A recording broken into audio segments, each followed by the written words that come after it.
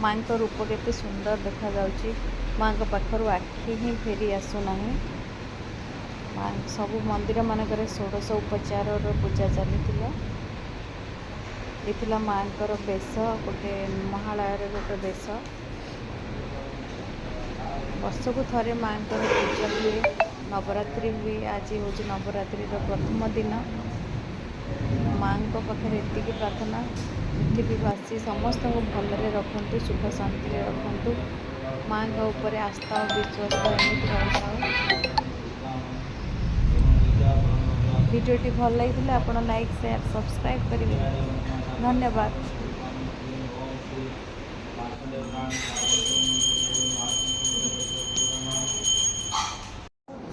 तीनटा